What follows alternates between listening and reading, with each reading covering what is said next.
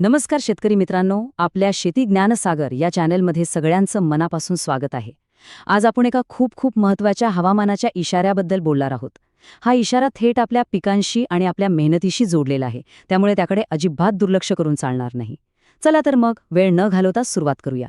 तर मित्रांनो, एक मोठी बातमी आहे. हवामान खात्याकडून जी माहिती मिळाली आहे त्यानुसार महाराष्ट्राच्या काही प्रमुख भागांमध्ये पुढचे काही दिवस हवामानात मोठे बदल होण्याची शक्यता आहे.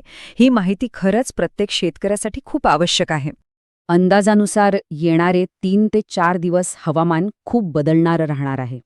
म्हणजे हवामान अस्थिर असेल, त्यामुळे आपल्याला नेहमीपेक्षा थोडं जास्त सावध आणि तयार राहावं लागणार आहे.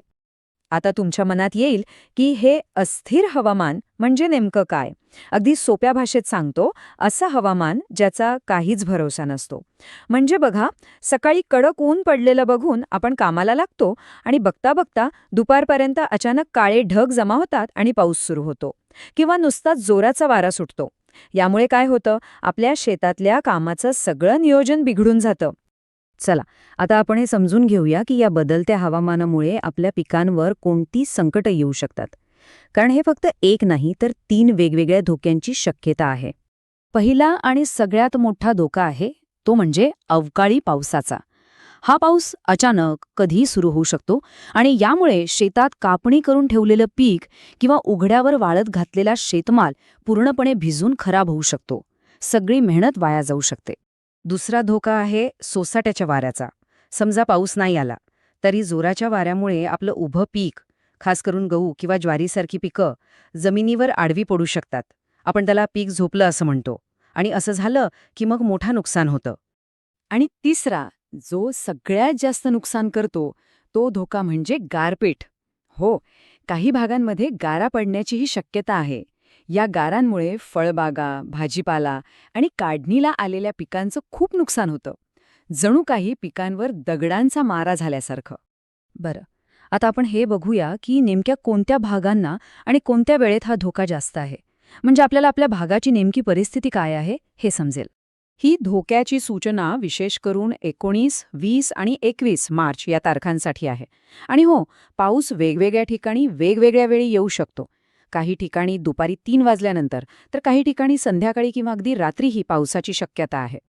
आता जरा काळजीपूर्वक ऐका आणि बघा की आपल्या जिल्ह्याचं नाव यात आहे का. जास्त धोका असलेले जिल्हे आहेत मराठवाड्यामधले छत्रपती संभाजीनगर, परभणी, बीड, लातूर, नांदेड, हिंगोली आणि जालना.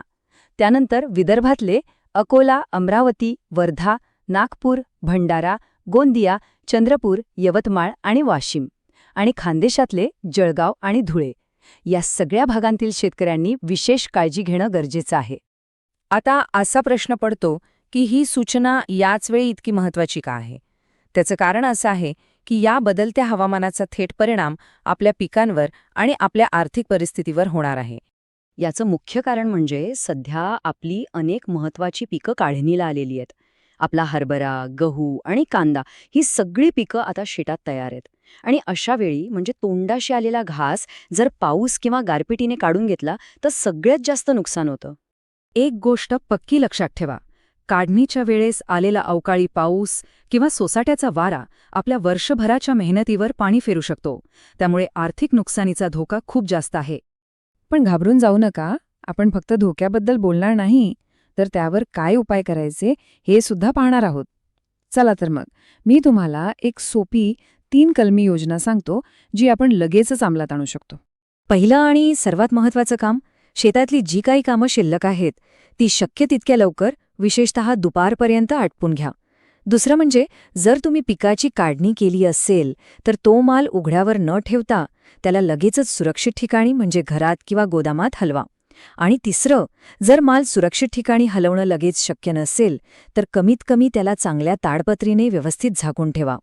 आणि एक शेवटचा पण महत्त्वाचा सल्ला देतो. हवामानाची परिस्थिती सतत बदलू शकते, त्यामुळे हवामानाबद्दल येणाऱ्या नवीन सूचनांवर लक्ष ठेवा. माहिती मिळवत राहिल्याने आपण योग्य वेळी योग्य निर्णय घेऊ शकतो.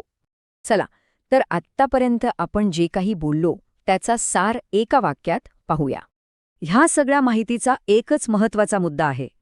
पुढचे 3 ते 4 दिवस विदर्भ, मराठवाडा आणि खानदेशातील शेतकऱ्यांसाठी महत्त्वाचे आहेत. हवामान कधीही बदलू शकतं.